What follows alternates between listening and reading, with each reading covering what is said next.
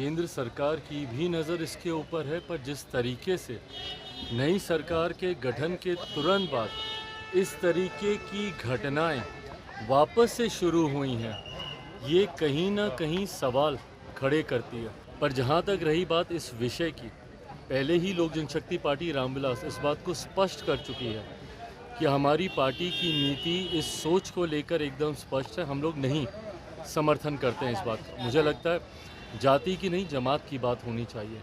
और ख़ास तौर पर जब आप अनुसूचित जाति का जब आप जिक्र करते हैं, जिसका आधार छुआछूत रहा है, अनटचेबिलिटी रहा है। नमस्कार, आप देख रहे हैं न्यूज पीआर और मैं हूं आपके साथ ज्योति सिन्हा। देखिए, जम्मू कश्मीर में जो घटना घटी है, इसके बाद अब राजनीतिक बयान आना शुरू हो चुका है। बता दें कि इसे लेकर के एक और जहां सियासत गर्म हो चुकी है, तो वहीं ये घटना काफी दुखद है। बता दें कि जम्मू कश्मीर में आतंकी हमले में 7 मजदूरों की जान गई है, वहीं कई लोग घायल हुए हैं। इसमें बिहार के भी मजदूर जो हैं वो शामिल हैं। बता दें कि ऐसे में अब चिराग पासवान का बयान सामने आया है। चिराग पासवान ने एक और जहां सीधे तौर पर जम्मू कश्मीर में बने नए सरकार पर निशाना साधा है, तो वहीं आगे क्या कुछ कह रहे हैं चिराग, सुनिए।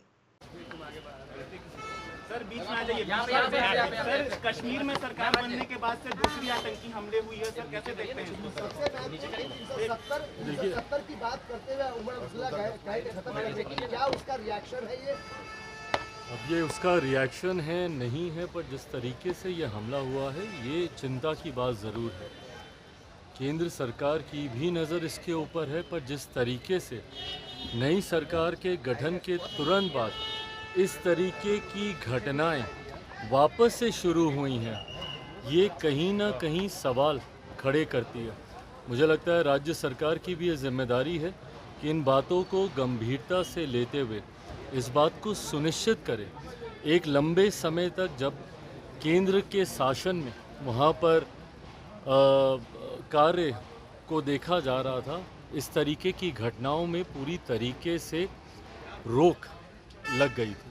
पर पुनः अगर ऐसे हमले हो रहे हैं, ऐसी घटनाएं घट रही हैं, तो ये चिंता की बात है और राज्य सरकार को भी गंभीरता से इसको देखने की जरूरत हरियाणा है। में सर आप रिजर्वेशन को अलाउ कर दिया गया है हरियाणा सरकार के जरिए से। देखिए, भारत का संघीय ढांचा है, राज्य सरकारों के पास भी अपने अधिकार हैं। पर जहाँ तक रही बात इस विषय की, पहले ही लोक जनशक्ति पार्टी रामविलास इस बात को स्पष्ट कर चुकी है कि हमारी पार्टी की नीति इस सोच को लेकर एकदम स्पष्ट है। हम लोग नहीं समर्थन करते हैं इस बात का। मुझे लगता है जाति की नहीं, जमात की बात होनी चाहिए।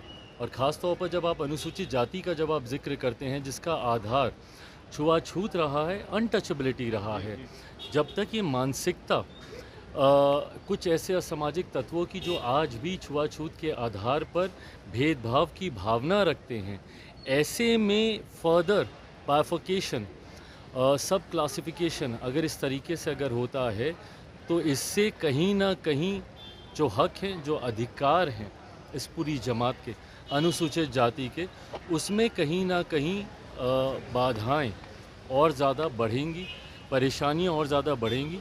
तो इस वर्गीकरण की का समर्थन लोक जनशक्ति पार्टी रामविलास नहीं करती। गिरिराज सिंह यात्रा पर निकले हुए हैं और उनकी यात्रा के बाद सर जो मूर्ति तोड़ने का मामला देखने को मिला है भागलपुर में, माना गया है वहाँ पे तनाव व्याप्त है। क्या लगता है कि ऐसी यात्राओं से बचना चाहिए?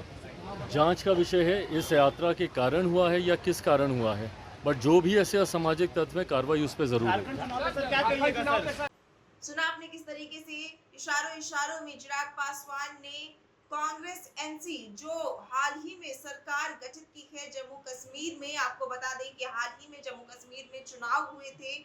बीजेपी और जम्मू कश्मीर में कांग्रेस एनसी और भी कई पार्टियां उतरी थी चुनावी मैदान में। ऐसे में कांग्रेस एनसी ने गठबंधन बना करके जो है अब सत्ता हासिल की है। ऐसे में चिराग पासवान ने अपने बयानों में साफ तौर पर कहा है कि पहले ऐसी चीजें नहीं होती थी, लेकिन अब नई सरकार बनने के साथ ही ऐसी बड़ी घटना का होना काफी दुखद है। वहीं इस पर केंद्र सरकार पूरी तरह से निगरानी बनाए हुआ है। बता दें कि अमित शाह ने भी इसे लेकर के साफ तौर पर कहा है कि बख्शा नहीं जाएगा। आपको बता दें कि इसे लेके जो भी अपडेट है वो लगातार हम आप तक पहुंचा रहे हैं। ऐसी खबरों के लिए बने रहिए न्यूज़ पीआर के साथ।